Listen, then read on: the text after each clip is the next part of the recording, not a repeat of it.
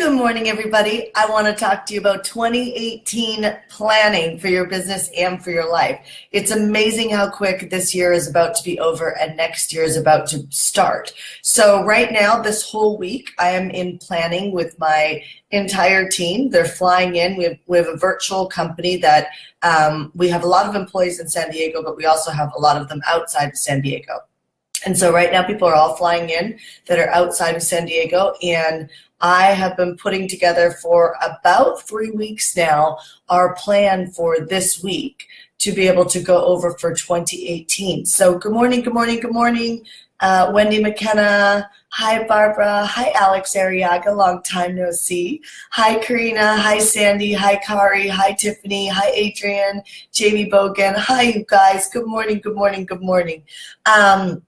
Okay, so I want to talk to you guys about 2018 planning. I'm literally here in my jogging pants, and I had a great night's sleep last night, but I'm here in my jogging pants just getting ready for just a whole planning week. So I want to talk to you about this because first and foremost, we actually just went away on a mini vacation with Alex and Carla to Las Vegas, and fortunately our Instagram's not going to work. Oh well. That's a bummer. Anyway, we just actually went away for a little getaway in Las Vegas, and we were talking about, what would make 2018 kind of have a cherry on the cake. You know what I mean? Like, what would be that thing that happened between now and the end of the year that would just put a cherry on the cake? And it's so funny because not one of us said anything to do with business. We all said something to do with personal. So first and foremost, look at what that looks like between now and the end of the year. Maybe it'll be personal for you, or maybe it'll be something financial that you really want to happen before the end of the year. But my point is if you track it, there's a good chance that when you put something in front of you that it can actually happen. So if you're truly committed to what it is that you want by the end of the year, what do you need to do today to be able to encourage that to move forward? So I'm not going to talk anymore about 2018 or 2017. I want to talk about 2018.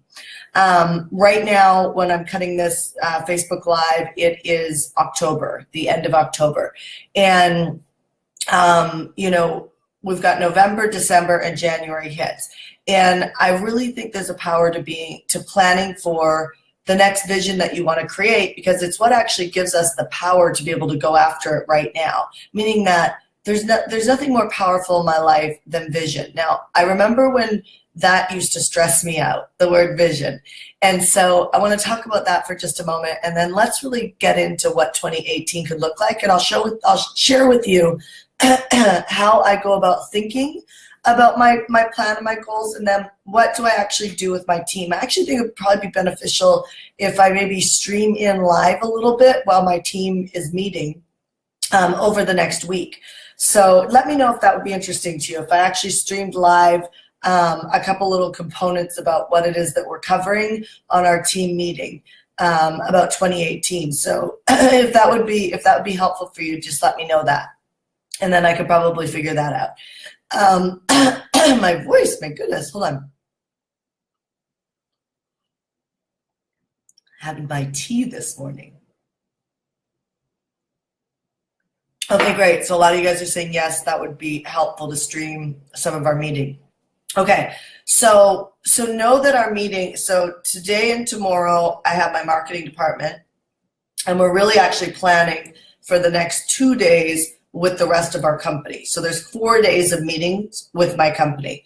And I'll go over the details of that. But from the CEO standpoint, here's what I sit there and I say to myself. First and foremost, if you feel the pressure, you feel pressure, you feel this need to run all the time and really the pressure to work.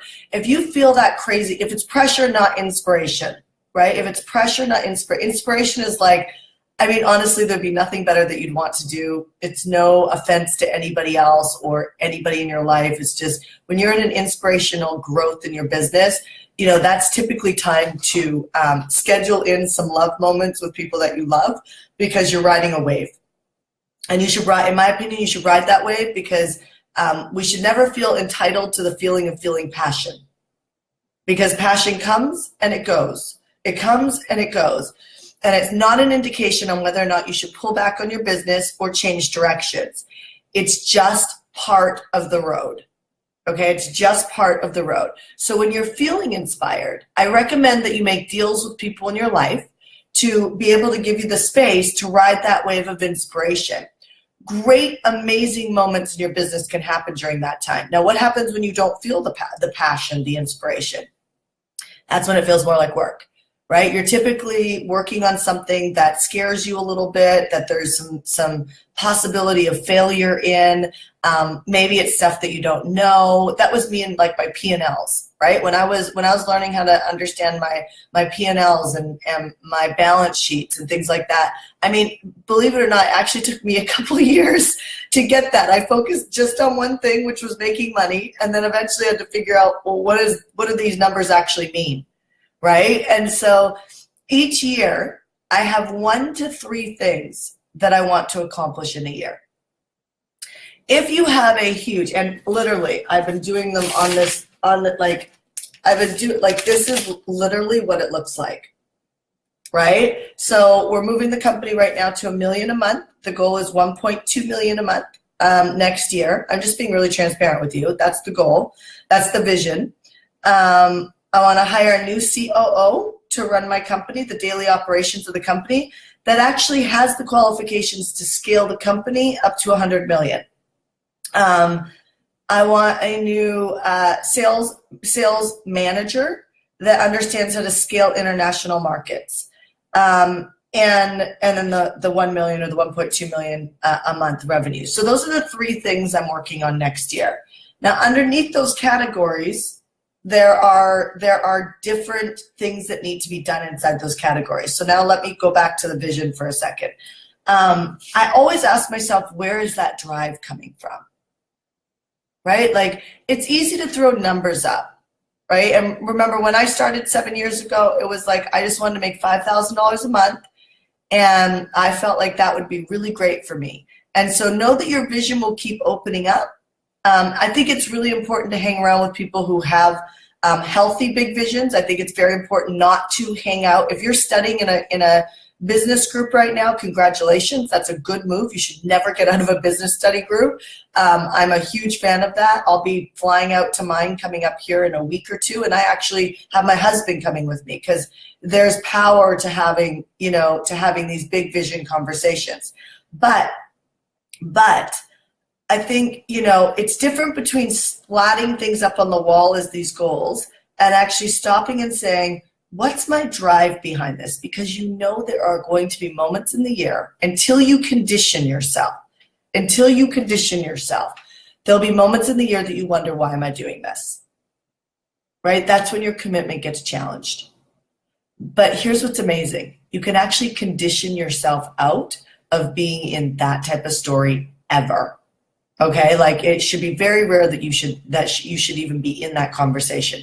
When you're in that conversation, it's because you're disconnected to your vision.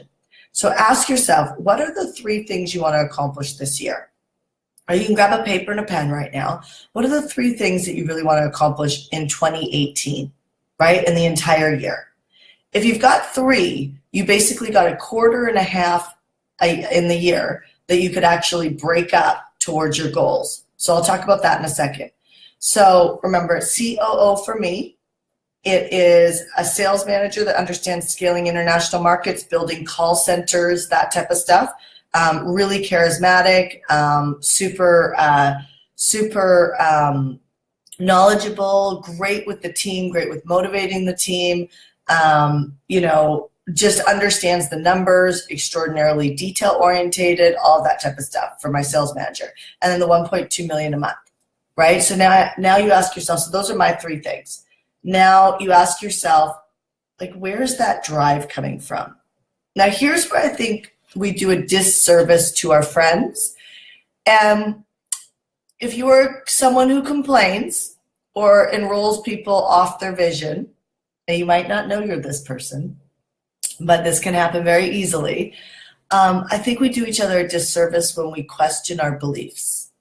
So our beliefs are the driving engine that cause us to get into action, right? So my belief, when I ask myself, what is my drive behind this?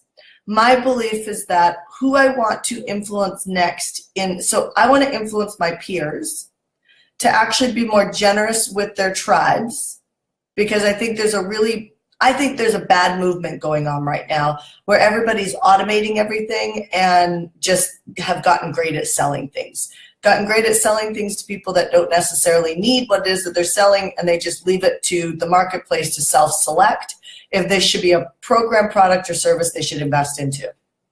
And so they do a very good job. Marketers on the internet do a very good job at marketing their products in a way that you feel that that is the only way for you to be able to get the end result that you need. What's missing is the foundation, right? Which is where I put what I saw as the marketplace problem. There's a lot of things I could teach. I can teach events. I could teach how to make offers. I could teach signature talks. I could teach webinars. I could teach Facebook Lives. There's a lot of things that I can teach that I'm actually very good at that's grown our company. But what I noticed is that the fundamental foundation of growing a business so that your company is on a good foundation. Like if you build a house on a crummy foundation, it's gonna fall apart, right? And so what a lot of people have been doing is trying to actually build a business up here versus build a business down here and build it up. And so that's one of the advantages of HeartCore, is that we actually put that underneath people. And what's amazing is that they actually build real cash flow. Now, cash flow is not the only part of building a business, right? But that's the piece that I think a lot of people struggle with. So I want to influence my peers to work together more so that we're more a network. And that's what I'm holding at HeartCore, so that we are a network that serves people all the way through the financial piece part. Meaning that for me, my mission is that money is never a reason why you don't get married, you don't invest in retirement funds, you don't tithe, you don't invest in a coach because you don't have the money yet. Like, I don't want anybody to serve money. I want money to serve you. And so that's my mission. But to do the whole world myself seems like a lot of stress. So for me, I want to influence my peers to come work with me, and for me to be the conductor, like an orchestra, to be able to enroll them in giving more. And so hence my shirt, give to give, right? And so when I look at my vision and my goals for 2018, they're really important. Because in my belief system, and I don't want 20 emails around the personal development I need to do around this, okay? This is where I think the problem is. My belief system is that I actually need to grow our income to be able to influence some of the bigger players in my field who have larger audiences to continue to work together. So here's the deal. After 7 figures, a lot of influencers only work together in product launches, meaning that you mail for me, I mail for you. And, there's some rubbing of the backs of support if they're friends with people, because your network definitely is your net worth, right? But there's not a lot of conscious focus on the network of bringing people together for tribes to join together, to be able to have a bigger audience where there's a marketplace being created, right? And so I don't know if you understand all that, but in my head, it's crystal clear. And so for me right now, I influence a good number of them, but there's still another group that I'm not influencing to the level that I can, because I believe I need to get our income up, right? I just met somebody, I just went to a breakfast, Pathfinders at C3 Church, and it was really a cool moment. I'm not getting Bible on you right now at all. It was a cool moment to see how many people believed in God, served God, and were really, really healthy financially. In fact, there's a couple that Ash and I are going to go out with, and the husband said, "We're in a stretch right now." And I said, "Oh, what do you mean you're in a stretch?" He goes, "Well, we're in a stretch. We've just purchased a new home. It's more than we need." Right? Which in a lot of people's world around God and spirituality, that would be like, why would you get something that you don't need? Right? And they're like, well, and it was funny because I felt like I was talking to somebody in internet marketing, not in the church, right? And they're like, well, we just bought, a really large home in Rancho Santa Fe. And they said sometimes a $2-3 million home, doesn't cut it for the next level of influence. And we have been called on our hearts to really influence influencers. And sometimes you really do just need to be able to show that you're really successful. They were sharing with me, and again, this part secondhand, I don't know this, but they were sharing with me how Joel Osteen is very good friends with the owner of our church, or knows them quite well. And that Joel's, ridiculously huge home was not paid for by the church, right? That he actually pays for that outside of his own, efforts, outside of raising donations for the church or raising funds for the church. There's another church that we know that has $1 million in the bank because they want to be contended with the banks as a real business, And I say this stuff because I just think when you stop and you look around, you realize that watch the conversations in your head around what's good about growing with money and what is limitations that you put on yourself because somebody's taught you. So when you go and you look at your 2018 goals, realize this, that it really is how, like, there is no limit on making money. And it's such a topic that a lot of people don't want to talk about. You know what I mean? And it's like, the more money you have, the more you can actually give. Like I was messaging my friend Craig, who's the author of A Perfect Day Formula, early this morning because he's always up at the crack of dawn. And he literally just sent me a video because that's what he does. But I messaged him to find out when are you and Bedros doing the Toys for Tots run. Every year they go to Denver, and I'm like, why do you guys go to Denver? And I'm asking questions, but I had an idea about how we could actually blow that up even more. And they donate, they donate a lot of money, they donate their time. And I was thinking, I want to be involved in that. And it's very cool to have a schedule and a company and resources, and also the mental freedom to be able to, and this could get really judged. I brought my son everywhere with me when he was born. He's now 2.5. It actually serves him better to stay in the structure of potty training. I even noticed that going to Vegas this last weekend because I kept a diaper on him the whole time, right? So it serves him to be in potty training and in his structure right now than being on a plane with me. He's just at that stage. Right? And so I actually do a disservice to my son by now taking him everywhere because he has school and he has a structure there right now. And I need to just back off of that until a new structure of homeschooling gets put in. Right? And so right now I have to be mentally free inside my head to leave my husband and my son, or my husband and I going together to Denver to do Toys for Tots and have my son be here in his. I just say, because these are all unhookings that need to happen in order for you to really unleash yourself and really kind of be honest about what the goals are. So let's backtrack. What are the 3 visions or the 3 goals that you want to accomplish in 2018? Please don't pick them based on anything else but first your dreams, right? So I don't want you to say, I can't do that now because I'm a mom. I want to give you permission to just dream. Okay, you never have to do any of these dreams if you don't want to. You don't have to stay accountable to any of these goals if you don't want to. Just play the game of dreaming. And just what are the 3 things that if they happen next year, it would be amazing? And then where is the drive coming from? What is the belief underneath your vision or your goals that is causing you to put these goals as a priority for 2018?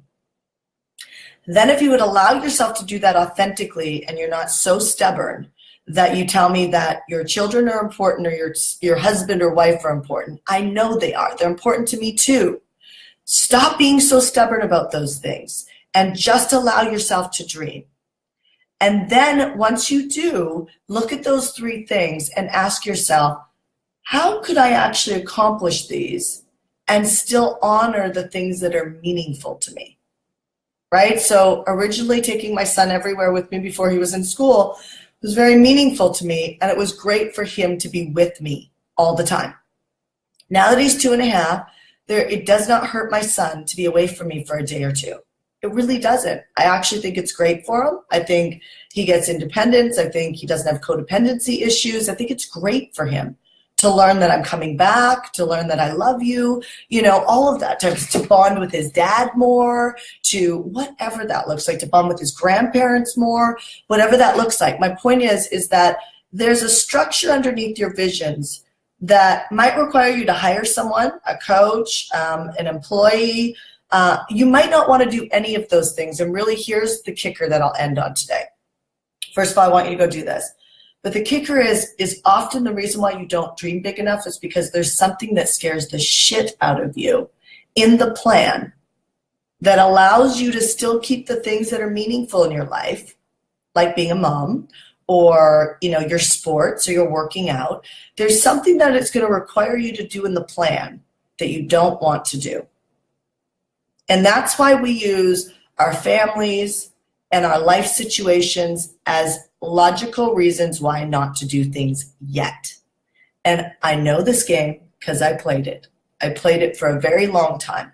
So if you'd like to unhook in 2018 and create some amazing results with yourself, go through what are the 3 things.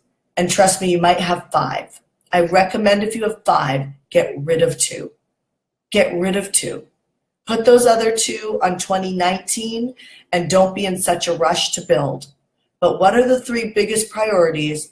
Don't think about anybody else, but what would just light you up if it happened. Where is the drive coming from, which is your belief? And then look at that and get coaching or get support on how to make that happen. But please don't say, well, I can't hire a COO right now because really I want to make more money before I do that. That is called serving money versus serving a vision. And as long as you're committed to thinking like that, you won't have the renewal of thinking that will allow you the freedom that you're looking for. So I hope that this was kind of a thought-provoking Coffee with Shanda this morning. Tomorrow, I would love you to bring your visions to Coffee with Shanda. Tomorrow, bring your visions. I would love you guys to open up the thread and actually give me your 3 visions, which means you get to drive this with me tomorrow. Instead of just leaving me over here coaching you through this camera and this computer, right? Why don't you start the thread tomorrow morning with telling me and declaring to yourself and the world, what are the 3 declarations for next year that you're going to go after that are really something that would light you up? And then we'll get into a dialogue about that so that we can really have 2018 be fantastic for you, for me, and for everybody that we inspire along the way because we go after what it is that we want. All right, you guys, I'll end on that note. Have a great rest of your day, a little inspirational boost. Go plan, plan, plan. And I'll be debriefing with you all week about how we plan. All right, talk to you soon.